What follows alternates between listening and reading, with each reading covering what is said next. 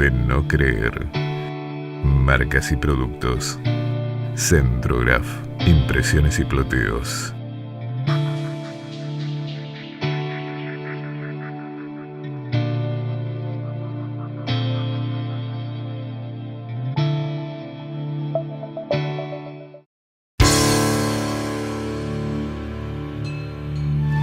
Detrás de cada libro hay una historia oculta. Una verdad que espera ser descubierta.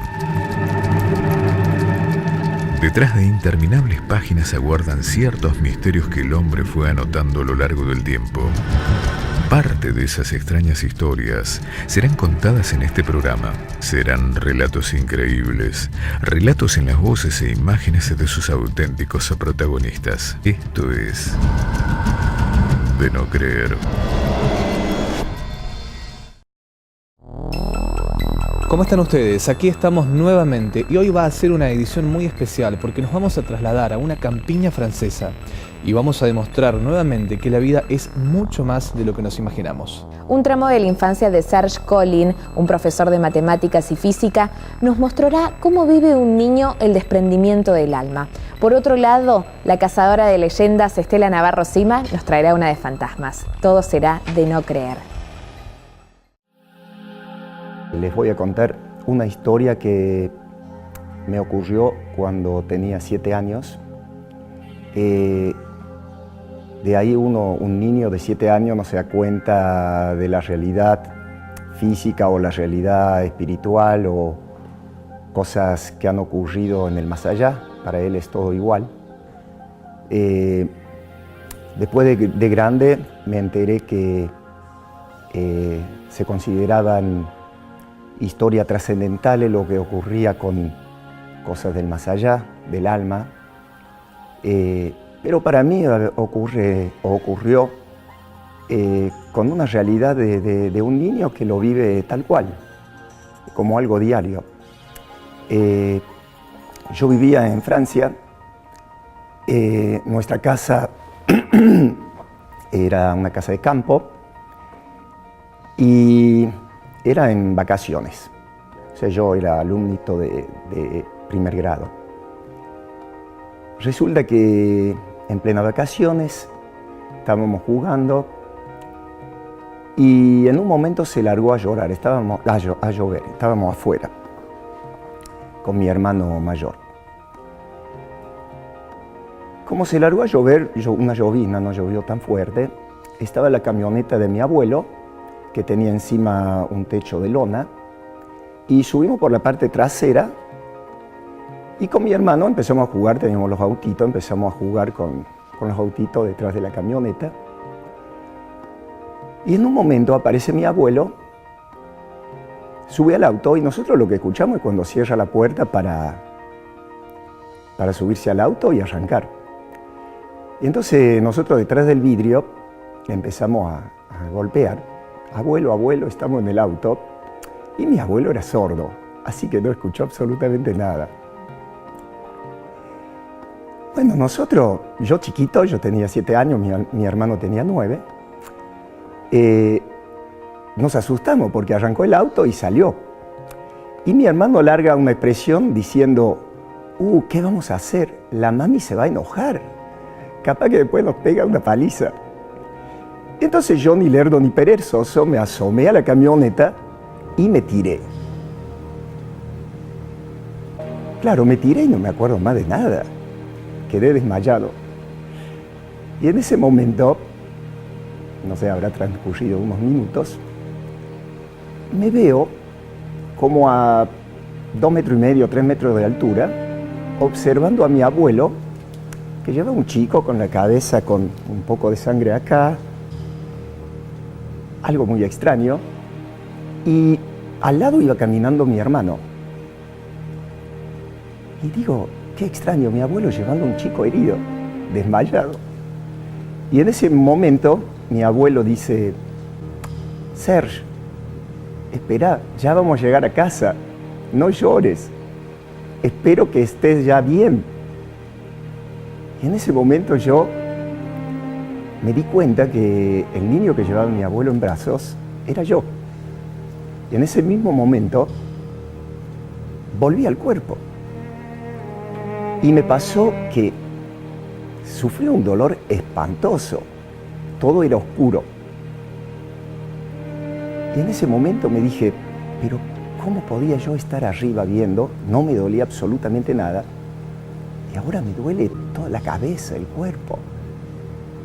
Y ahí empecé a escuchar directamente a mi abuelo hablándome. Hice la comparación de lo que veía antes de volver a entrar en el cuerpo y cuando estaba en el cuerpo. Y realmente las luces y cómo observaba el mundo era muy distinto. Había otra luz, otra forma de ver las cosas. Y mi ser quedó todo impregnado de eso, de esa experiencia. Por supuesto me llevaron al médico, me hicieron puntos, me curaron, pero yo a mi familia nunca le conté de esa experiencia porque para mí era como una experiencia diaria, no había diferencia entre una experiencia trascendental o una no trascendental. Y cuando empecé a ir a la catequesis, una de las palabras que me quedó marcada es cuando la monjita, una monjita nos daba catequesis, empezó a hablar del alma y decía que nosotros somos el cuerpo, pero también somos el alma. Y por supuesto que yo le entendía todo, porque para mí la experiencia del alma era lo que yo había vivido fuera del cuerpo cuando había sufrido ese accidente. Y a lo largo de mi vida siempre tuve presente esto. Yo sé que hay personas, por ahí personas grandes que en una operación, por la anestesia, ven cuando lo operan, escuchan lo que hablan los médicos. Por ahí gente que tiene un ataque cardíaco y ve el más allá, ve el túnel, ve la luz. Pero yo ya tuve la experiencia de chico, o sea que para mí esto es real y existe de siempre. Y hay cosas que es creer y quedarse con la creencia, y otra cosa es haberlo experimentado realmente. Y son dos cosas muy distintas. Por ahí hay gente que me cuenta cosas y sé que en cierta forma lo tengo que creer porque digo, me estará diciendo la verdad. Pero cuando uno lo ha vivido realmente, entiende mucho más la persona que cuenta. Porque la experiencia es realmente lo que vale. La experiencia lo vale todo. De no creer. Bueno, entre todas las historias que he vivido de los otros, ¿no? Porque me han contado innumerables historias, más de 1500 historias he escuchado de la gente, testimonios sobre fantasmas, historias extraordinarias. Lo que no me imaginé nunca es que en el año 2006 yo estaba haciendo una investigación etnográfica sobre fantasmas e historias del Museo Genaro Pérez. Iba todos los fines de semana y bueno, tenía que llevar una carta administrativa para pedir unos permisos para llevar a mis alumnos a contar historias que sucedían ahí.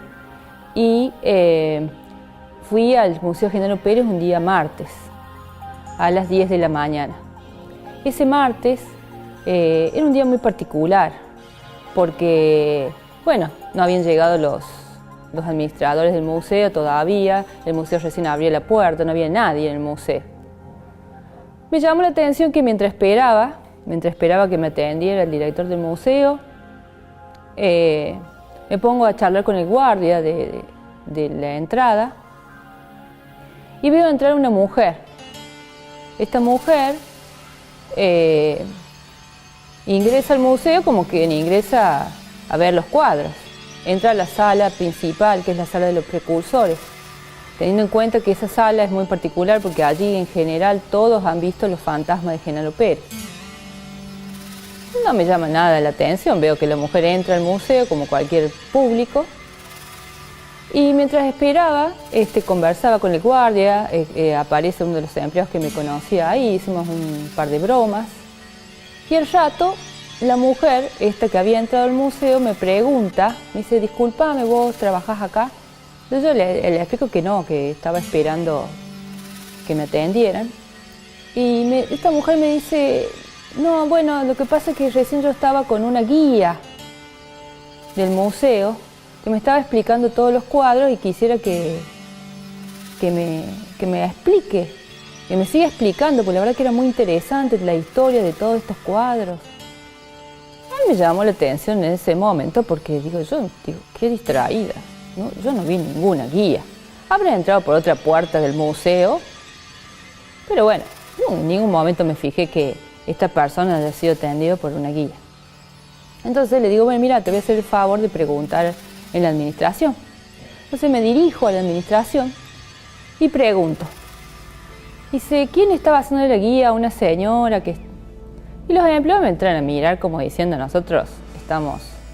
Uno estaba en la máquina, en la computadora, mandando un mail.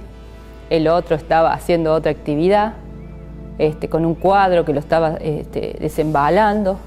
Estaban trabajando. Pero... Entonces me mira y me dice, ¿qué guía? Entonces yo digo, sí, hay una señora que...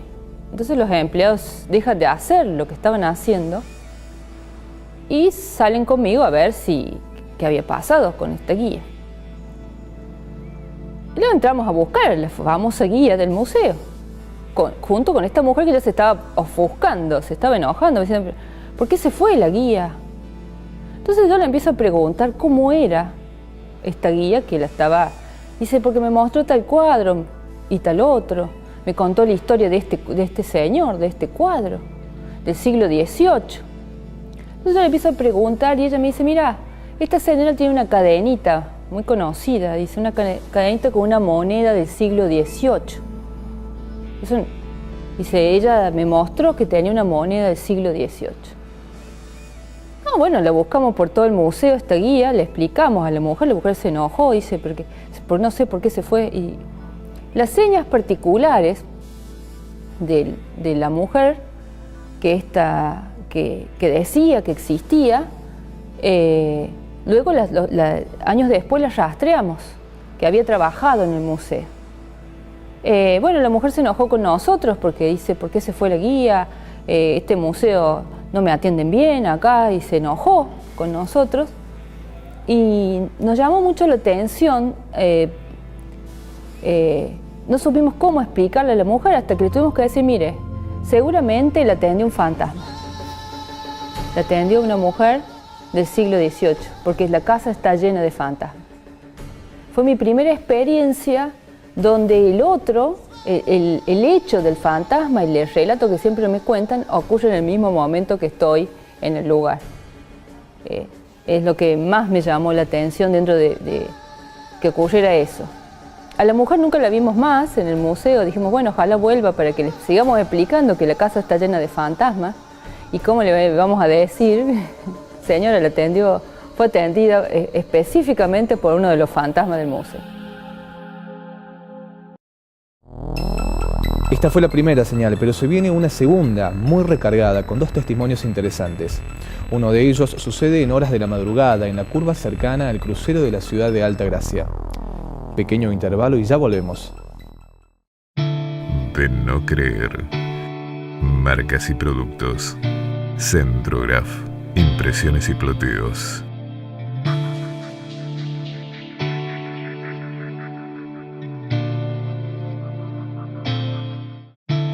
De no creer. Marcas y productos. Centrograph. Impresiones y ploteos.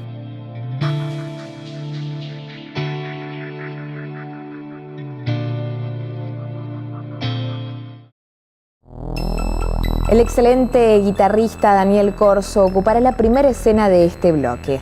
Luego, el rabino Johan nos contará cuáles son sus experiencias nocturnas a la hora de luchar contra la oscuridad. Quédense, todo será de no creer. El hecho al que voy a hacer referencia ocurrió hace relativamente poco. Vivía en el Valle de Parabachasca, en el invierno del 2011, 2012, no lo puedo precisar. Y por mis actividades cotidianas, viajo mucho, tenía que tomar un colectivo en Córdoba a las 5 de la mañana. Así que salí de mi casa en auto me levanté a las 3, salí a las 3:30 de la mañana. Y cuando cruzo una zona muy reconocida antes de entrar a la ciudad de Altagracia, viniendo de Anizacate, que conocida por los lugareños como La Curva, deben haber sido, como digo, las 3:30 de la mañana, posiblemente 3:40, por la ruta, descampado total, invierno, o sea que no hay follaje, no hay vegetación, caminando por la banquina, una mujer.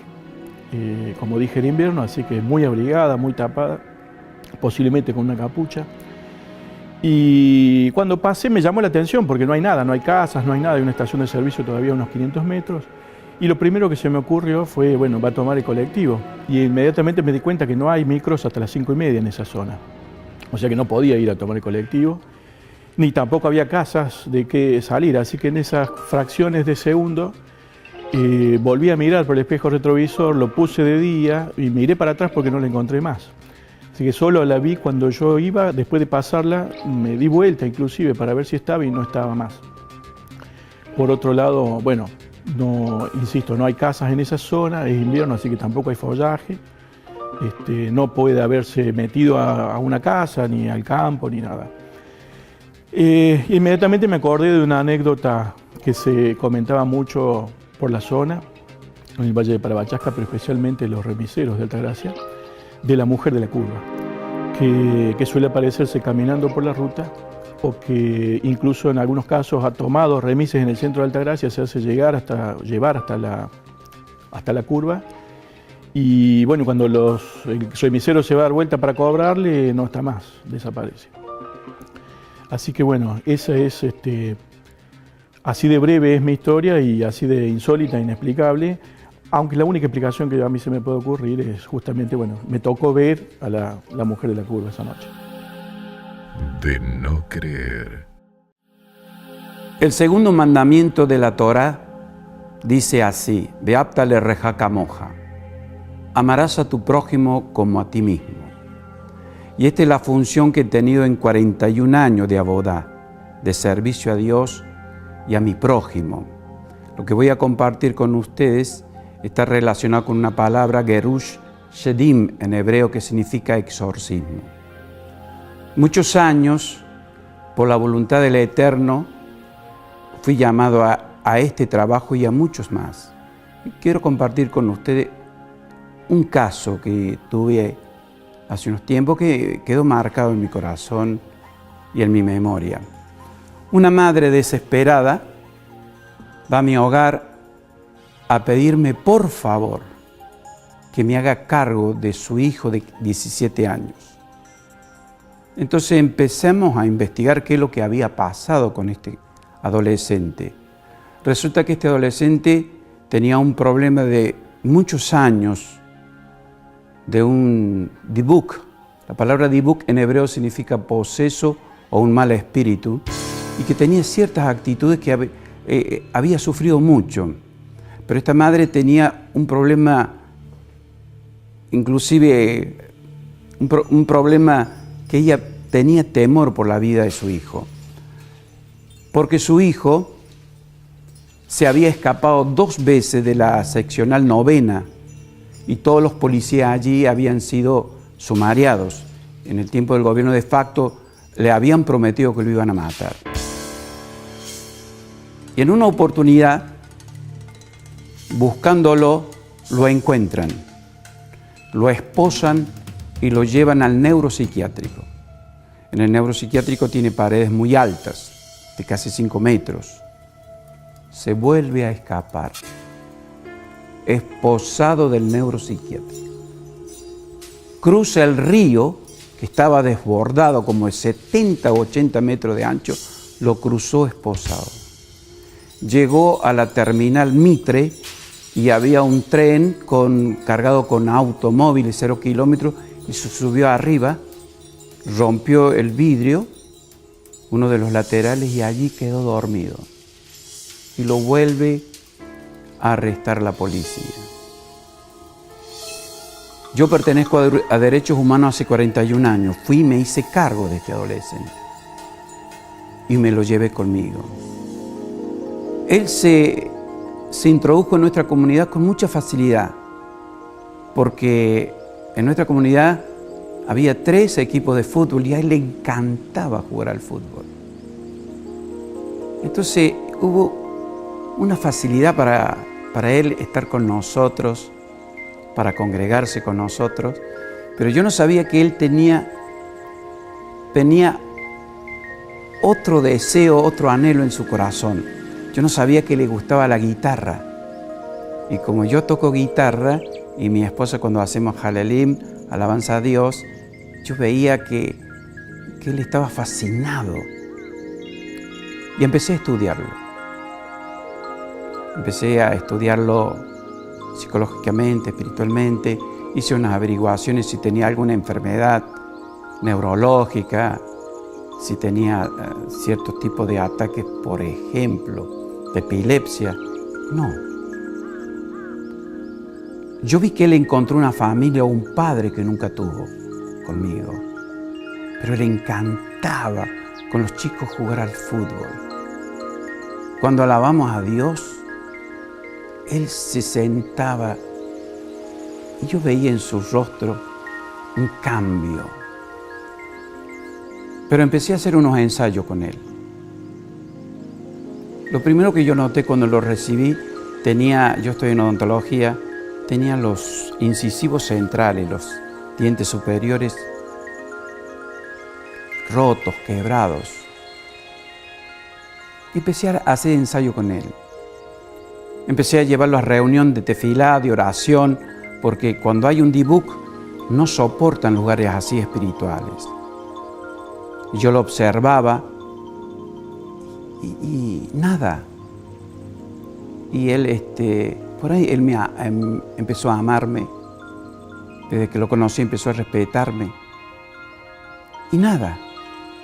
Y tuve 2 meses estudiándolo. Avisé a algunos miembros de nuestra comunidad, algunos miembros selectos, para que lo estudiaran, lo analizaran y lo controlaran, pero nada. A los 2 meses llegué a pensar, ¿y dónde está el dibuk?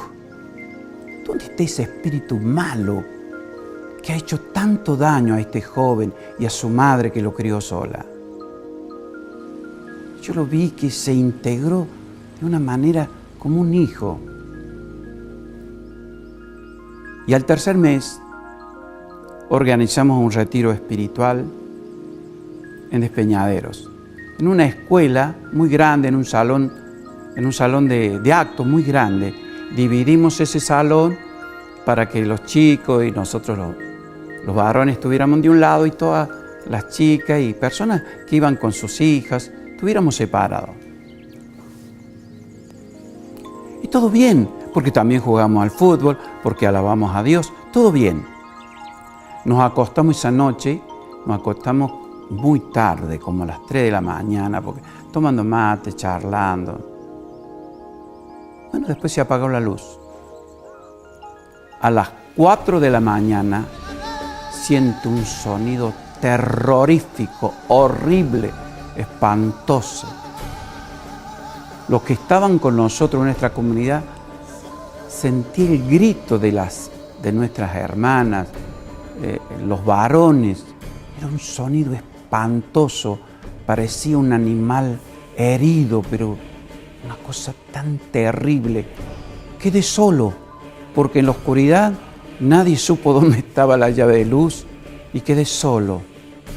Y por el sonido que hacía él, lo iba siguiendo hasta que me acerqué a él. Yo sentía que mi rodilla quedó en algo blando. Y cuando me acerco y lo veo, totalmente poseído, sus ojos, ¿por qué se había roto los dientes? ¿Por qué él hacía como el jabalí? Por eso se había roto los dientes. Y empecé con Rashut. La palabra Rashut en hebreo significa poder, autoridad, gobierno y dominio. Y empecé a expulsar ese espíritu. Estuve 1 hora y media. Cuando lo vi que él hizo su rostro para atrás, empezó a descansar y no a emitir esos sonidos tan espantosos.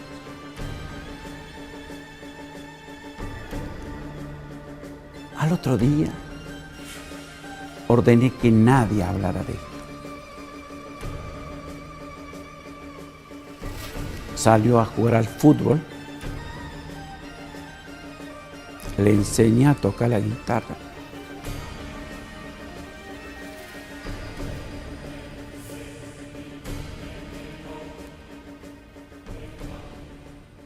Y cambio la guitarra por el fútbol. Si cantábamos a Dios 24 horas, Él estaba allí con la guitarra. Hoy es un hombre padre de familia, líder espiritual de una congregación muy importante. Cuando Él me ve como a un padre y yo como a un hijo.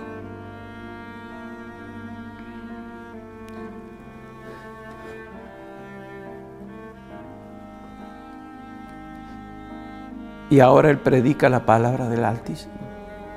Es sacerdote.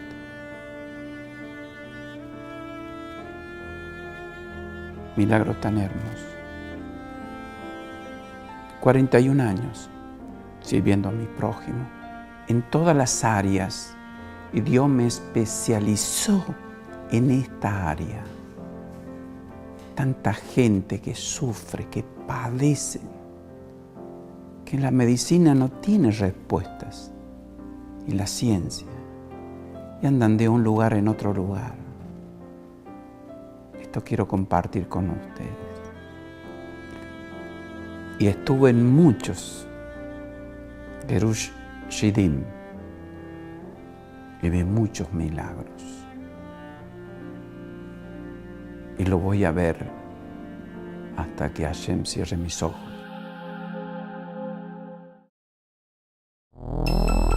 Sin duda alguna que ha sido otro programa de No Creer, pero vamos a volver a reencontrarnos el próximo sábado.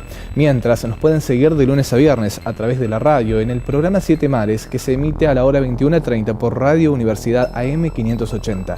Recuerden que si desean participar de nuestro programa, pueden entrar en contacto con nuestra producción a través del número que figura en pantalla. Para la semana que viene, 7 invitados con más historias. Recuerden, será hasta entonces cuando volvamos a dar la señal que todo será de no creer.